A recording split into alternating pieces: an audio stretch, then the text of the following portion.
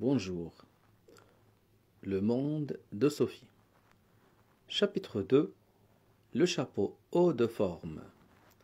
La seule qualité requise pour devenir un bon philosophe est de s'étonner. Sophie ne doutait pas un instant que l'auteur des lettres anonymes chercherait à reprendre contact avec elle. Mais d'ici là, autant tenir sa langue. Elle commença par avoir du mal à fixer son attention en classe. Le professeur ne parlait que de choses sans aucun intérêt. Pourquoi ne parle-t-il pas plutôt de la nature de l'homme ou de celle du monde et de son origine? Soudain, elle se rendit compte que les gens, que ce soit à l'école ou ailleurs, s'intéressaient à des choses purement accidentelles. Il existait pourtant des questions autrement plus essentielles et difficiles que celles du programme. Qui savait répondre à de telles questions? En tout cas, d'y réfléchir. C'était quand même autre chose que passer son temps à rabâcher les verbes irréguliers. Elle partit si précipitamment après la dernière heure de cours que Joran dut courir pour la rattraper. « On joue aux cartes ce soir ?» demanda-t-elle. Sophie haussa les épaules. « Je crois que les jeux de cartes, ça ne m'intéresse plus tellement. » Joran n'en croyait pas ses oreilles. « Ah bon? Tu préfères jouer au badminton ?» Sophie garda les yeux fixés au sol, puis regardant son amie. « Je crois que même le badminton, ça ne m'intéresse plus tellement. »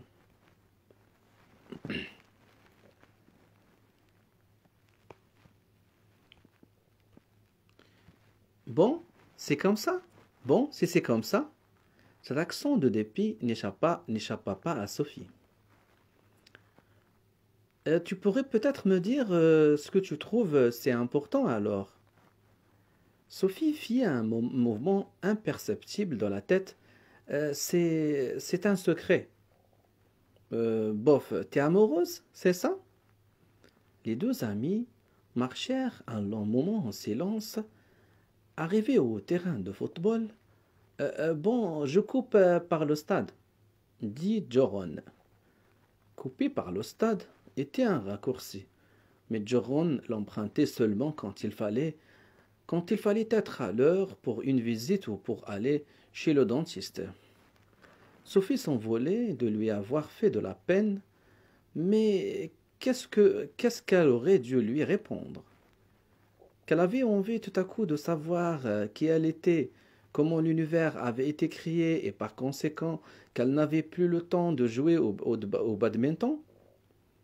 Pas sûr que Joran aurait compris.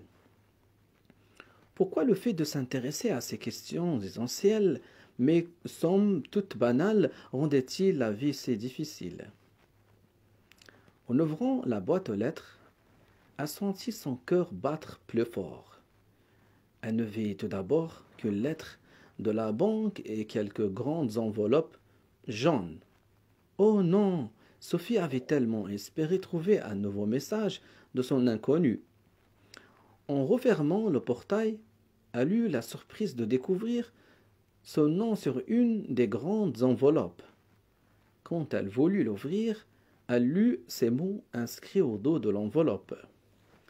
Cours de philosophie. À manipuler avec grande précaution.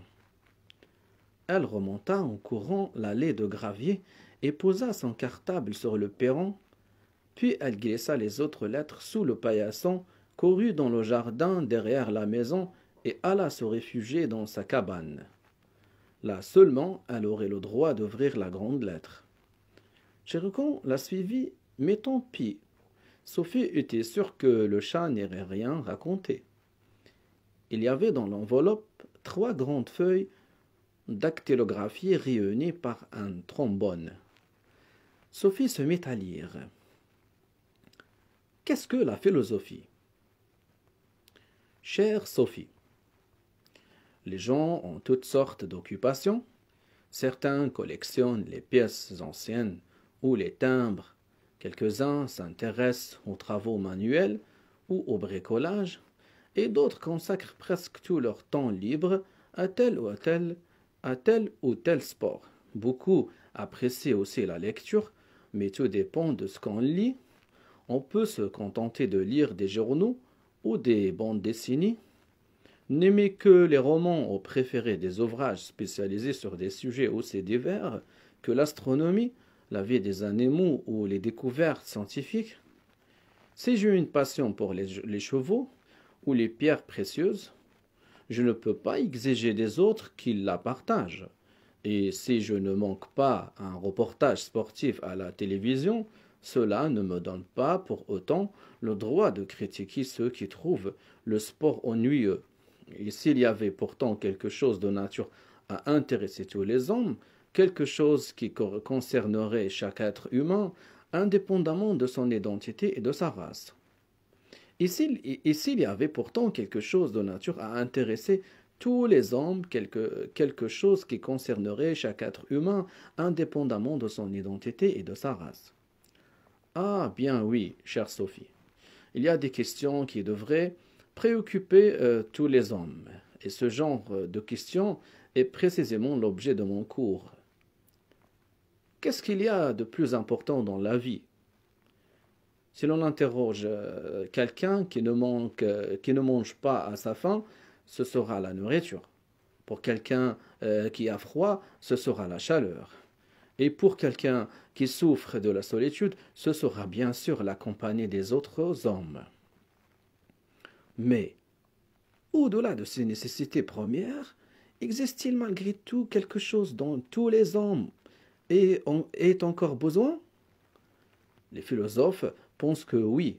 Ils affirment que l'homme ne vit pas seulement de pain. Tous les hommes ont évidemment besoin de nourriture et aussi d'amour et de tendresse. Mais il y a autre chose dont nous avons tous besoin, c'est de savoir qui nous sommes et pourquoi nous vivons.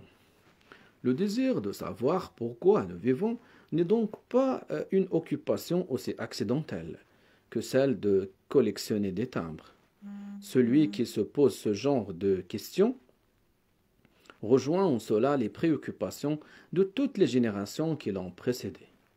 L'origine du cosmos, de la Terre et de la vie est un problème autrement plus crucial que de savoir qui a remporté le plus de médailles d'or aux derniers Jeux olympiques. La meilleure façon d'aborder la philosophie, c'est de poser quelques questions philosophiques. Comment le monde a-t-il été créé? Y a-t-il une volonté ou un sens derrière ce qui arrive?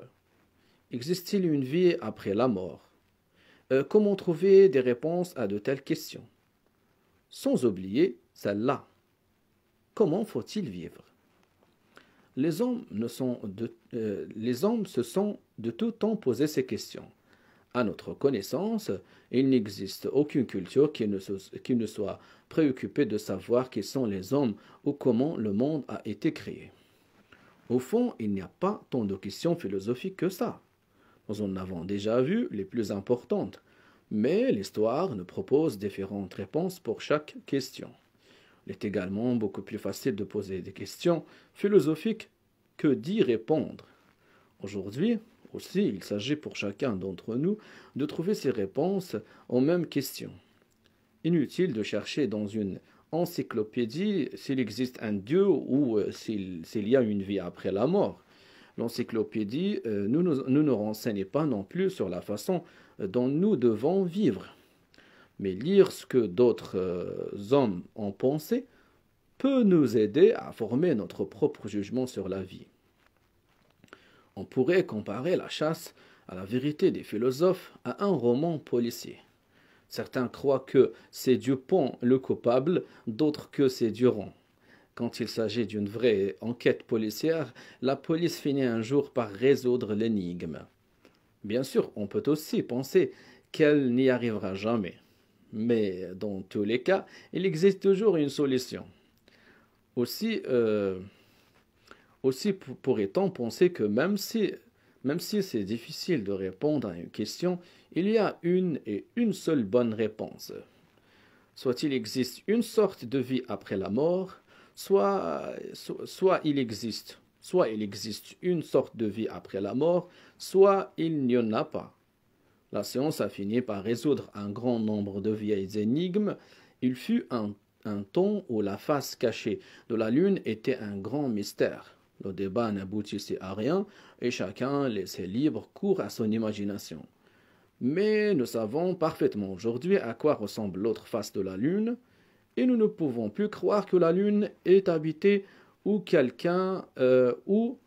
ou qu'elle est un fromage.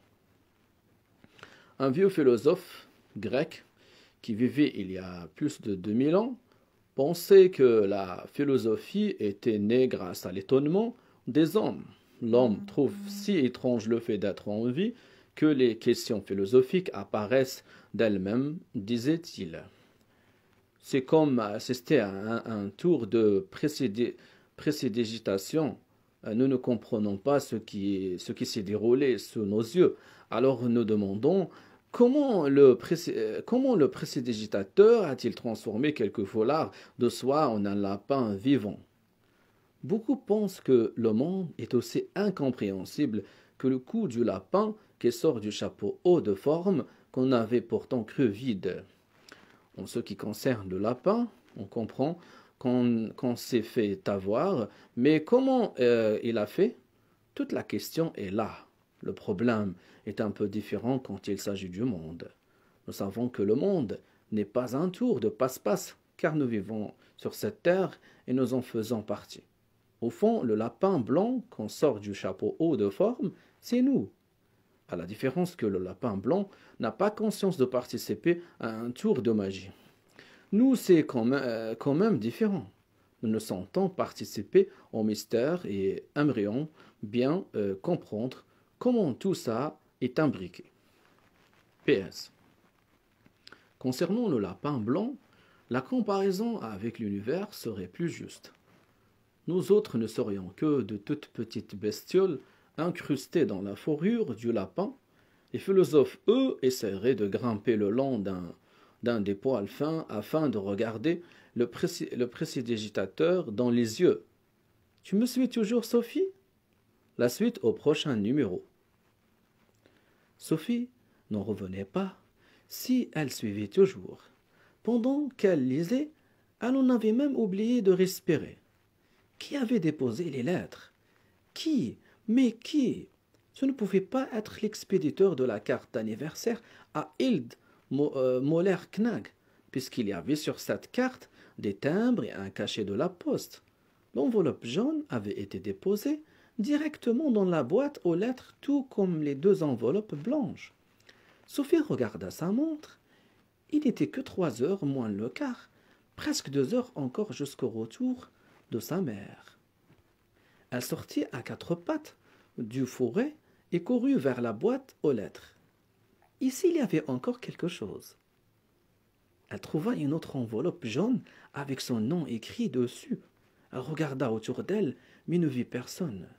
Elle courut même jusqu'à la lisière de la forêt pour voir s'il n'y avait pas quelqu'un sur le sentier. Pas âme qui vive. Il lui sembla pourtant entendre un léger craquement de brindilles loin là-bas dans la forêt. Mais elle n'en était pas sûre et de toute façon, à quoi bon courir après quelqu'un qui essaie de fuir?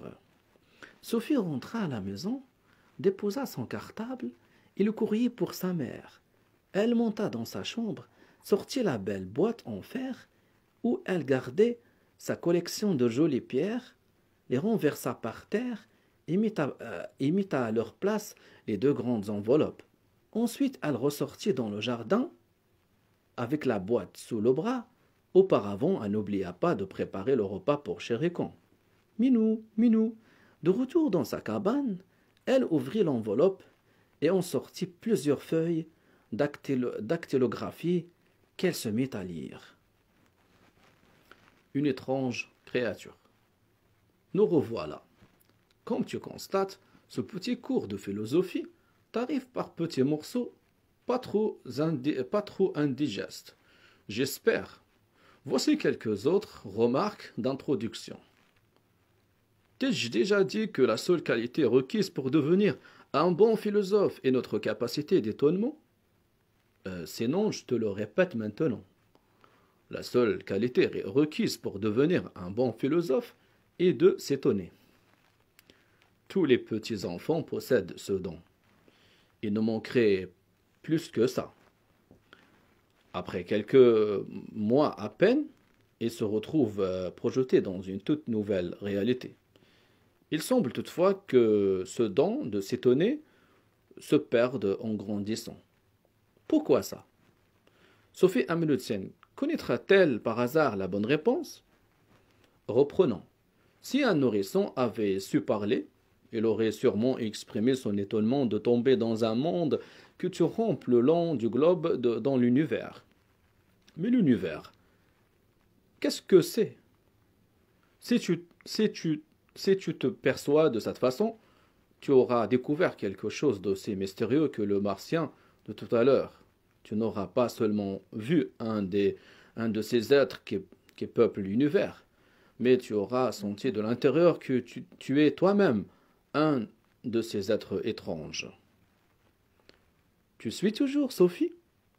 Bon, on va faire une autre expérience. C'est le matin, maman, papa et le petit Thomas, de 2 ou 3 ans, prennent leur petit déjeuner dans la cuisine.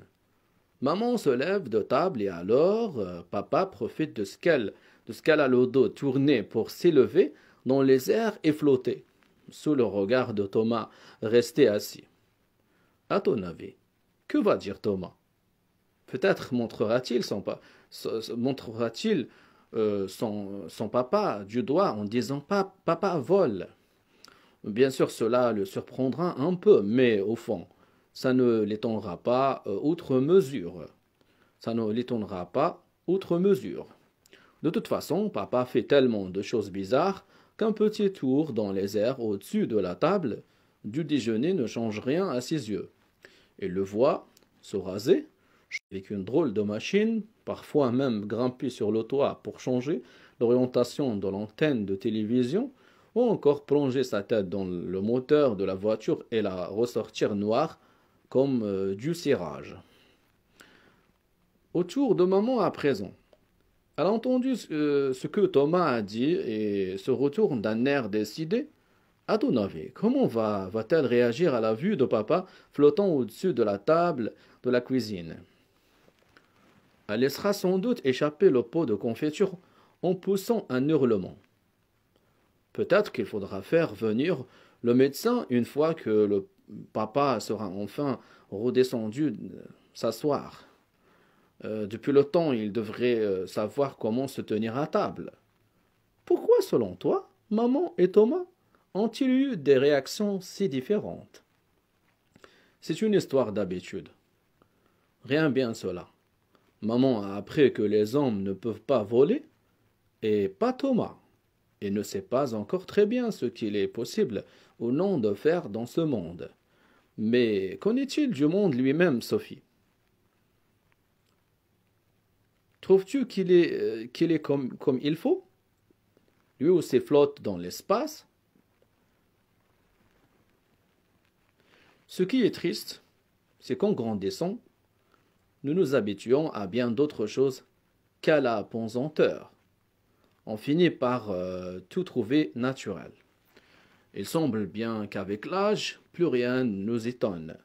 Mais nous perdons là quelque chose d'essentiel et que les philosophes essaient de réveiller en nous. Car tout au fond de nous, une petite voix nous dit que la vie est une grande énigme. Et cela, nous en avons fait l'expérience bien avant, quand nous l'ait enseigné. Précisons. Bien que les questions philosophiques concernent tous les hommes, tout le monde ne devient pas philosophe pour autant.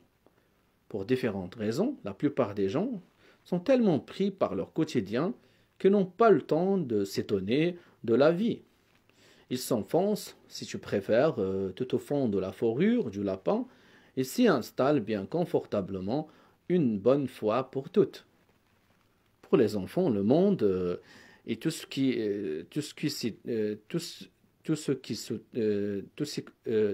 pour les enfants, le monde et tout ce qui s'y trouve est quelque chose de radicalement neuf et n'en revient pas. Et n'en va pas de même pour tous les adultes, puisque la plupart d'entre eux trouvent que le monde n'a rien d'extraordinaire. Les philosophes constituent à ce titre une exception honorable. Un philosophe, c'est quelqu'un qui n'a jamais vraiment pu s'habituer au monde. Pour le philosophe, homme ou femme, le monde reste quelque chose d'inexplicable, de mystérieux et d'énigmatique. Les philosophes et les petits-enfants ont par conséquent une grande qualité en commun.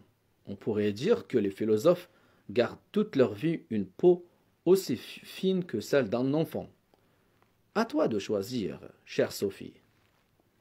Es-tu un enfant qui n'a pas encore assez grandi pour être habitué au monde? Ou es-tu un philosophe qui peut jurer de ne jamais tomber dans ce travers? Si tu secoues la tête en ne t'identifiant ni à l'enfant ni au philosophe, c'est parce que tu t'es fait un petit nid tellement douillet que le monde ne t'étend plus. Dans ce cas, il y a urgence. C'est pourquoi tu reçois ce cours de philosophie, histoire de vérifier que tu n'es pas sur la mauvaise pente. Je ne veux justement pas que tu fasses partie des gens mous ou des indifférents. Je veux que tu vives les yeux grands ouverts. Les cours seront entièrement gratuits.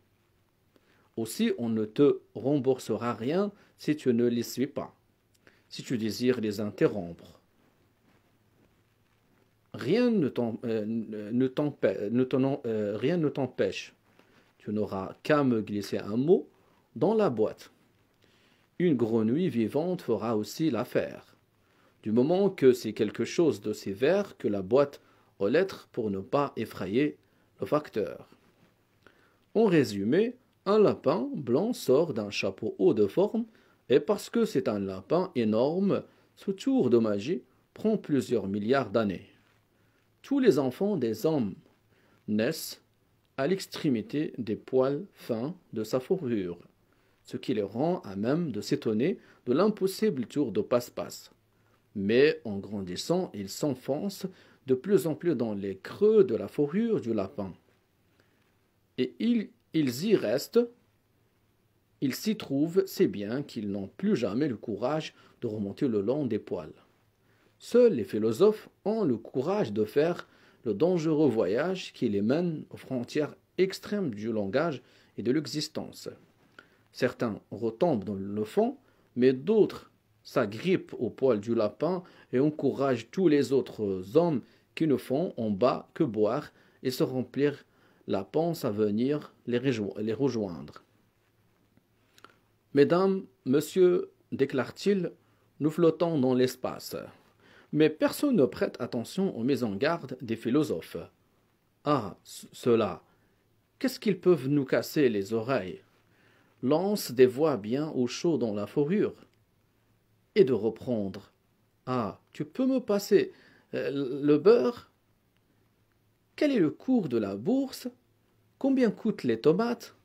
Tu savais que Lady Di était à nouveau enceinte? Quand sa mère rentra enfin d'après-midi, Sophie était toujours en état de choc. Elle avait soigneusement mis à l'abri la boîte avec les lettres de l'inconnu philosophe dans sa cabane. Elle avait beau essayer de faire ses devoirs, son esprit n'arrêtait pas de s'interroger sur ce qu'elle venait de lire. Dire qu'elle n'avait jamais pensé à tout cela avant. Elle n'était plus un enfant. Elle n'était plus une enfant, mais pas non plus tout à fait une adulte.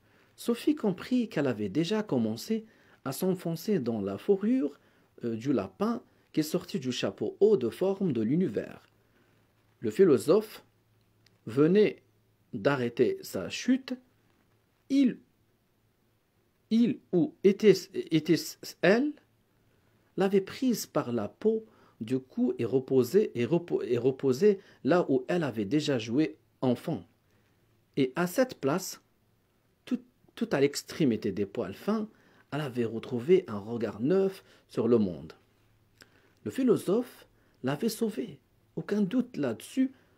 l'inconnu l'avait tiré de l'indifférence du quotidien. Quand sa mère rentra vers 5 heures, Sophie l'entraîna dans le salon et la poussa dans un fauteuil.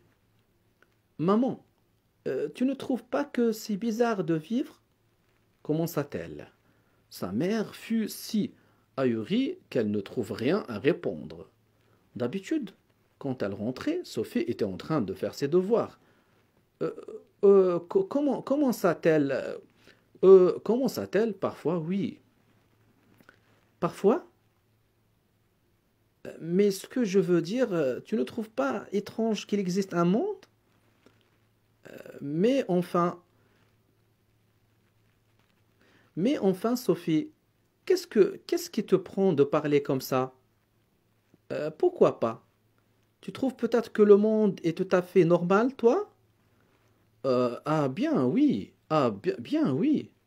Du moins dans les grandes lignes. Sophie comprit que le philosophe avait raison. Les adultes trouvaient que tout dans le monde allait de soi. Une bonne fois pour toutes. Ils étaient plongés dans le doux assoupissement de leur routine quotidienne. Tu t'es tellement habitué à ton petit confort que plus rien au monde ne t'étonne, ajouta-t-elle. Mais qu'est-ce que tu racontes? Je dis que t'es beaucoup trop blasé. En d'autres termes, que t'es complètement foutu. Je t'interdis de me parler sur ce ton. Alors disons que tu t'es fait ta petite place bien au chaud dans la fourrure d'un lapin blanc qui vient de sortir du chapeau haut de forme de l'univers. Mais c'est vrai, j'oubliais, tu dois mettre les pommes de terre sur le feu. Puis tu dois lire ton journal et après tes 30 minutes de sieste, tu dois regarder les informations. Une ombre passa sur le visage de sa mère. Elle alla comme prévu à la cuisine, y mit les pommes de terre sur le feu. Puis elle revint dans le salon et c'est elle qui, cette fois, obligea Sophie à s'asseoir. J'ai quelque chose à te dire, commença-t-elle. Sophie comprit au ton de sa voix que c'était du sérieux. Dis, mon trésor, tu n'as encore jamais touché à la drogue, j'espère?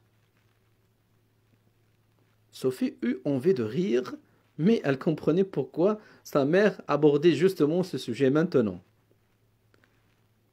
T'es folle ou quoi? Répliqua-t-elle. Pour devenir encore davantage une larve? Cet après-midi-là, il ne fut plus question ni de drogue, ni de lapin blanc. Voilà, je viens de finir, de terminer la lecture du chapitre 2. La prochaine fois, je vais lire le chapitre 3.